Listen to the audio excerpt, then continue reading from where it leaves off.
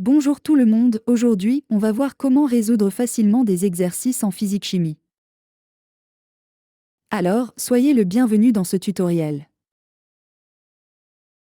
Nous allons alors découvrir comment résoudre divers types d'exercices en sciences physiques qui nécessitent l'utilisation d'un ensemble d'outils mathématiques, étape par étape.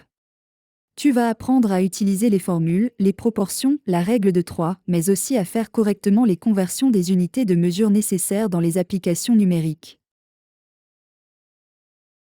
C'est parti? Cas d'un exercice qui te demande de trouver une masse dans une réaction chimique. Dans ce cas, tu dois utiliser la loi de la conservation de masse. Les étapes que tu dois suivre pour résoudre ce type d'exercice sont les suivantes. Premièrement, lister les réactifs et les produits avec leur masse connue et inconnue. Deuxièmement, appliquer la relation de la conservation de masse qui dit que la masse des réactifs égale la masse des produits. Et finalement, fais l'application numérique pour trouver la masse cherchée. Et voilà un exemple qui illustre les étapes. Et maintenant, passons à un exemple d'exercice qui demande de calculer un volume. La manière de répondre dépend bien sûr des données fournies dans l'énoncé. Parfois, il est demandé de calculer le volume en utilisant la formule de la masse volumique, qui est masse volumique égale masse divisée par volume. D'autres fois, il faut utiliser les formules des volumes de figures géométriques. Voici donc quelques formules utiles à mémoriser. Bien sûr, il existe aussi d'autres types d'exercices qui demandent de calculer un volume d'une manière différente. Dans d'autres situations, on peut aussi envisager des exercices qui demandent d'équilibrer une réaction chimique. Cela implique alors de respecter la loi de conservation des atomes lors de l'équilibrage de l'équation. Et cela en suivant ce cheminement pas à pas. Premièrement, écris l'équation avec les bonnes formules. Deuxièmement, compte les atomes de chaque côté, gauche égale droite. Troisièmement, ajoute des coefficients devant les formules pour avoir le même nombre d'atomes de chaque côté. Et enfin, vérifie que tout est bien équilibré. Voici un exemple qui illustre ces étapes. On peut aussi tomber sur des exercices où il faut savoir appliquer la règle de 3. Tu vas voir, c'est une méthode simple qui permet de trouver une quatrième valeur inconnue à partir de 3 valeurs connues lorsqu'il y a une proportion entre elles. Voyons maintenant les étapes à suivre avec un exemple simple. On sait que 3 kg de pommes coûtent 6 €. La question est, combien vont coûter 7 kg? On commence par organiser les données sous forme de comparaison. 3 kg correspondent à 6 € et 7 kg correspondent à une valeur inconnue que nous allons appeler x. Pour trouver la valeur de x, on applique la méthode du produit en croix. On multiplie 6 par 7, ce qui donne 42, puis on divise ce résultat par 3. 42 divisé par 3 donne 14. La réponse est donc 7 kg de pommes coûtent 14 €. Dans un autre contexte, il est possible de tomber sur des exercices qui te demandent de déterminer la proportion du volume d'un des gaz présents dans l'air. Dans ce cas, il faut se rappeler que l'oxygène représente 21% du volume total de l'air, et que l'azote en représente environ 78%. Voyons ensemble un exemple qui montre comment calculer la quantité d'oxygène contenue dans 100 litres d'air. On sait que l'air contient environ 21% d'oxygène. Pour connaître le volume d'oxygène, il suffit donc de prendre 21% du volume total d'air. Ici, on a 100 litres d'air. On fait donc le calcul, 21% de 100 litres, ce qui donne un total de 21 litres d'oxygène.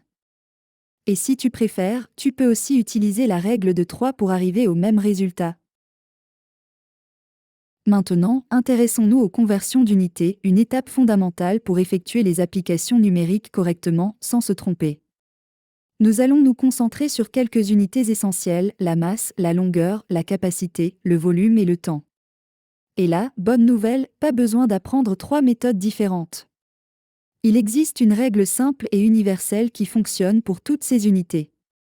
Que ce soit pour les longueurs, les masses ou les capacités. Le principe est exactement le même. Tu vas voir, c'est très facile à retenir. Écoute bien, à chaque pas vers la droite dans le tableau, on multiplie par 10. À chaque pas vers la gauche, on divise par 10. C'est tout. Il suffit de te souvenir d'un seul tableau, le même pour toutes les unités, kilo, hecto, déca, unité de base, déci, centi, milli. L'unité de base change selon ce que tu veux convertir, grammes pour les masses, mètres pour les longueurs et le litre pour les capacités. Ensuite, suis ces 3 étapes très simples. Premièrement, commence par écrire le tableau complet des unités. Deuxièmement, repère l'unité de départ et l'unité d'arrivée. Et finalement, compte le nombre de pas entre les 2 unités, puis applique la règle suivante. Si tu vas vers la droite dans le tableau, tu multiplies par 10 à chaque pas. Si tu vas vers la gauche, tu divises par 10 à chaque pas. Et pour ce qui est des conversions entre les unités de capacité et de volume, il faut d'abord connaître le tableau correspondant. Une chose importante à retenir, la relation clé à mémoriser, c'est que 1 litre est égal à 1 décimètre cube et 1 mètre cube équivaut à 1000 litres. Et bien sûr, la même règle des pas s'applique ici aussi. Il suffit d'utiliser le tableau et de compter les pas exactement comme pour les autres unités. Terminons alors avec notre dernière unité. Pour convertir les unités de temps, il suffit de connaître quelques relations simples. 1 heure est égale à 60 minutes. 1 minute est égale à 60 secondes. 1 heure est égale à 3600 secondes. Un jour est égal à 24 heures. Une année est égale à 365 jours. Il faut bien retenir cette règle simple. Quand on convertit une unité de temps en une unité plus petite, on multiplie. Et pour passer à une unité plus grande, on divise. Prenons un exemple simple. Combien de temps représente 2,5 heures? D'abord, on décompose ce temps. 2,5 heures, c'est 2 heures plus 0,5 heures. Première étape, on convertit 0,5 heures en minutes. On sait qu'une heure correspond à 60 minutes. Donc, 0,5 multiplié par 60 donne 30 minutes. Résultat, 2,5 heures correspondent à 2 heures et 30 minutes. Deuxième étape, convertissons l'ensemble en minutes. 2 heures correspondent à 2 fois 60, soit 120 minutes. En ajoutant les 30 minutes, on obtient 150 minutes. Troisième étape, convertissons maintenant ce temps en secondes. 150 minutes multipliées par 60 secondes donne 9000 secondes. Voilà, tu sais maintenant comment résoudre différents exercices en mobilisant les lois scientifiques, les formules de volume, les équations chimiques, les pourcentages, la règle de 3 et les conversions d'unités. Ce qui compte, c'est de rester méthodique, étape par étape. Avec de la pratique, tu y arriveras de mieux en mieux. Tu es prêt, alors lance-toi avec confiance.